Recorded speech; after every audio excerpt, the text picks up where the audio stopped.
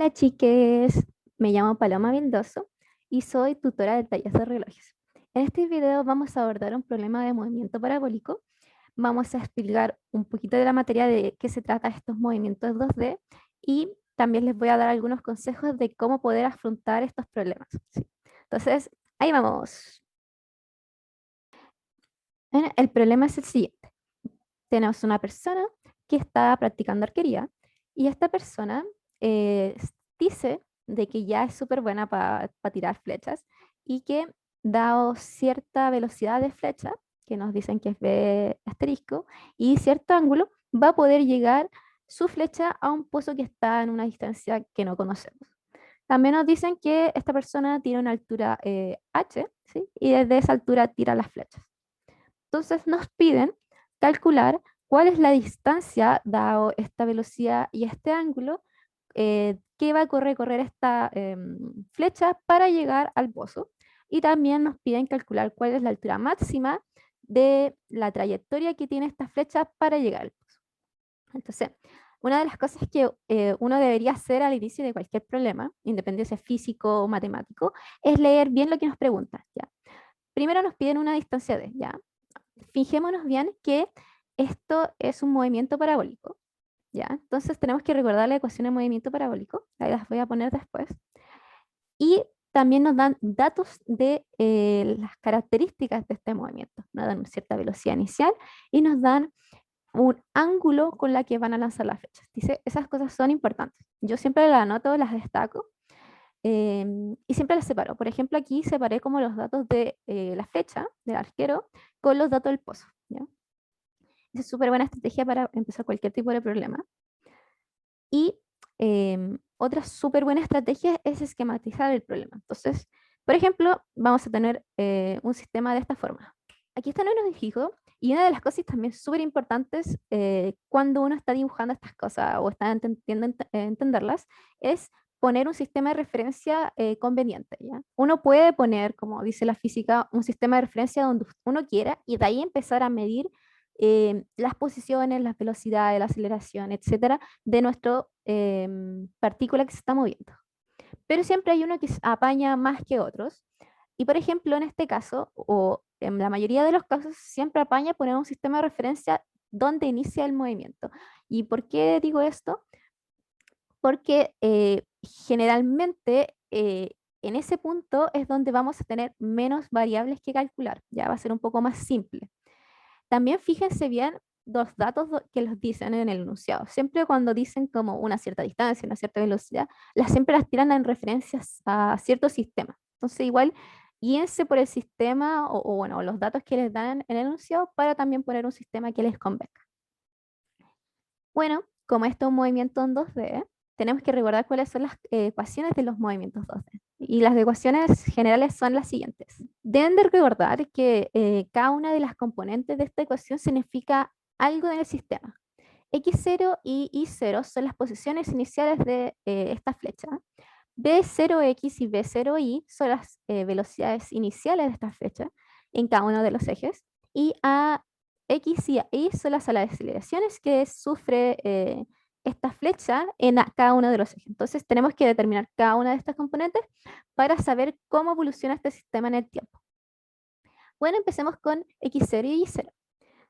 Dado el sistema de referencias que he tomado, como está abajo de la persona, así como centrado, X0 tiene que ser igual a 0 porque la flecha está justamente encima del eje X, en el origen. Entonces, lo tachamos.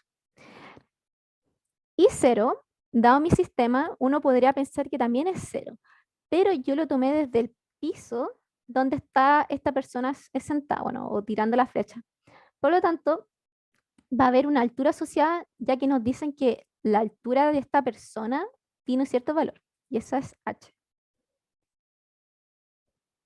Las velocidades B0X y B0Y son un poco más complicadas de calcular que las posiciones, debido a que esta flecha es lanzada con cierto ángulo alfa, y eso hace de que la velocidad esté en el plano XY. Entonces tenemos que calcular las proyecciones de esta velocidad en los dos ejes para poder colocarla en nuestra ecuación. Y esas son las siguientes. Aquí está dibujado cómo va a ser la velocidad, Y para poder calcularla como D vamos a tener que usar un poquito de trigonometría. Pero no se compliquen, al inicio siempre es pesada la trigonometría, pero tienen que recordar solamente esta propiedad. Esta propiedad nos dice que podemos calcular los lados de este triángulo rectado dado el ángulo y una función trigonométrica, ¿sí? Entonces, si es que tenemos un ángulo que está pegado a un lado que queremos calcular, está relacionado con coseno. En cambio, si queremos calcular el lado que está al frente del ángulo, eso está relacionado con un seno, ¿sí? Y siempre recuerden que tiene que estar multiplicado por la hipotenusa, ¿sí? En este caso, nuestra velocidad va a ser esta hipotenusa y cada uno de estos lados va a ser las velocidades iniciales proyectadas a cada uno de los ejes. Entonces vamos a tener algo de este estilo, donde ahora la velocidad inicial en x va a estar relacionada con b por un coseno y la velocidad en y va a estar relacionada con b y un seno. Solamente nos faltaría calcular cuáles son las aceleraciones en los dos ejes. Si leemos el enunciado bien, solamente nos dicen que hay gravedad, ¿sí? Por lo tanto, podemos asumir al tiro de que la aceleración en x va a ser igual a 0 y la aceleración en y tiene que ser la constante de gravedad. Pero ojo, dado que el sistema de referencias que puse apunta positivo para arriba y la gravedad siempre apunta hacia el suelo, el signo que le tenemos que poner a la constante de gravedad tiene que ser contrario o negativo. Por lo tanto, estas van a ser nuestras nuevas aceleraciones. Dado los valores que hemos encontrado, podemos reescribir las ecuaciones de movimiento. Yo les aconsejo de que si empiezan a hacer estas cosas y les queda como mucho cálculo entre medio, siempre es bueno poner una tablita donde pongo cada uno de los valores como juntos, ¿sí? Como x0, y0, x, bueno, todas las velocidades y las aceleraciones, y luego de ahí lo traspaso a mis nuevas ecuaciones. Así un poco más ordenado y así no se nos olvidan cuáles son los valores. Aquí les dejo un ejemplo de cómo lo que les acabo de decir, donde pueden ver como mi tablita con los datos que hemos encontrado y al lado las ecuaciones de movimiento que reemplazadas con los datos que tenemos. ¿Ya? Entonces ahora por fin podemos ponernos a calcular o encontrar los valores que nos piden en el enunciado. Y aquí quiero recalcar una cosa muy importante, de que nos piden que la flecha llegue a cierto punto. Eso significa que da un tiempo, las componentes en X y en Y de esta flecha en ese tiempo tienen que ser exactamente las mismas en ese punto.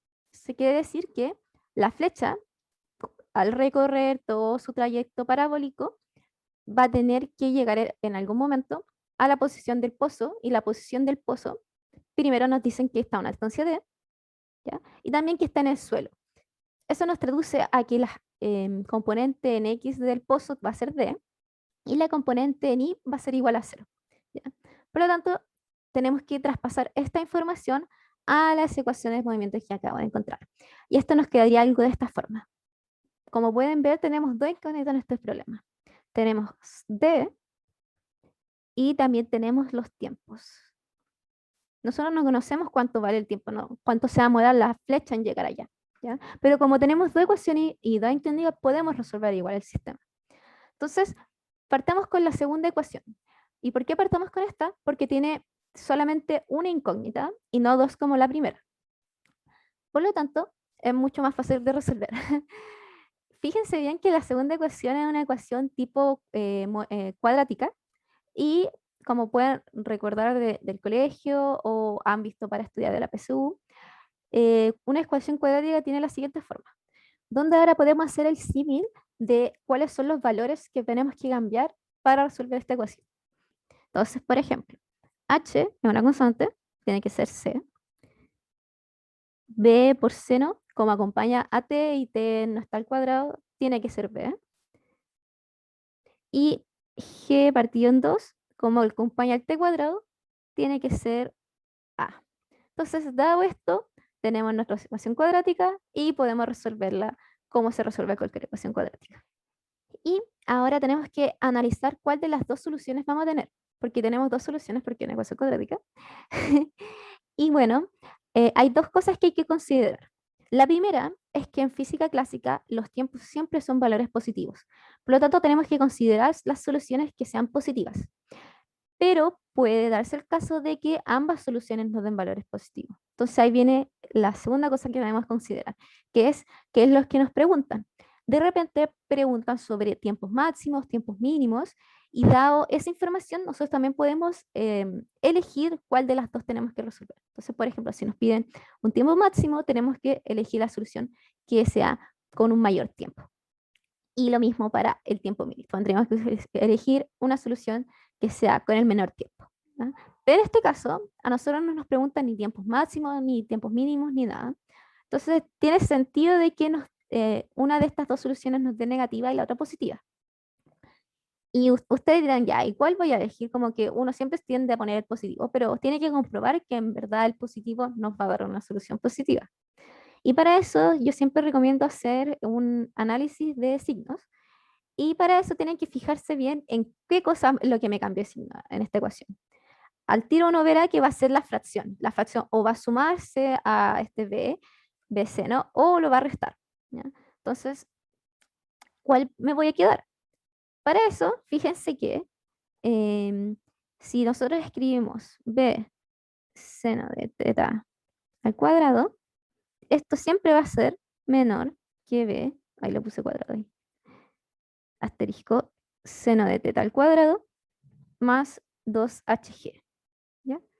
Y bueno, si nosotros tiramos la raíz, y como raíz es una función creciente, no va a cambiar ni una de estas cuestiones, y vamos a tener que b seno de teta es menor que la raíz de b seno de teta al cuadrado más 2hg. Y bueno, de ahí se darán cuenta el tiro de que si la raíz resta a b seno, esa cuestión nos va a dar un signo negativo y obviamente no va a ser el resultado que nosotros queremos. En cambio, si esta raíz suma a b seno, nos va a dar un resultado positivo que es justamente el que necesitamos. Entonces, al final, nuestro tiempo nos va a dar de esta forma. Y fíjense bien, hemos encontrado una de las incógnitas que tenía nuestro sistema. Por lo tanto, dada esta incógnita, podemos encontrar la otra incógnita que nos hacía falta. Entonces, recordemos cuáles son nuestras ecuaciones de movimiento. Y como ven, ya hemos encontrado cuánto vale t. Entonces, podemos usar la ecuación 1, que es la única incógnita que nos falta, reemplazar, y vamos a encontrar cuánto vale la distancia. Y esta distancia es la siguiente. Y bueno, hemos encontrado cuál es la distancia que tiene que recorrer esta flecha para llegar al pozo. Ahora solamente nos falta calcular cuál es la altura máxima. Y hay que recordar qué pasa en una altura máxima.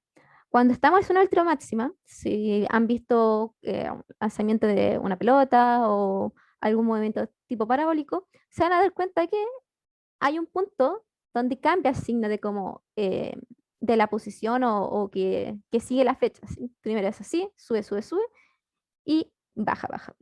En ese punto, la flecha deja de seguir subiendo. Eso significa que la posición en I va a dejar de variar para arriba, ¿ya? En ese punto. Lo que se traduce a que la velocidad en I va a ser cero. ¿Sí? Acuérdense que la velocidad nos indica los cambios de posiciones en el tiempo. Entonces, si en ese punto no hay un cambio de posiciones, significa que la velocidad es cero. ¿Ya? Dado eso, y fíjense bien, solamente la de Y es cero, no la de X. ¿Por qué? Porque se sigue desplazando de manera horizontal.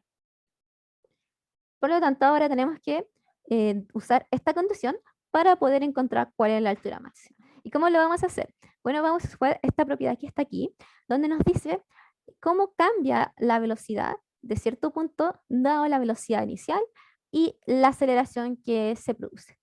En nuestro caso, vamos a usar la velocidad en I. Entonces, velocidad final en la altura máxima va a ser igual a cero.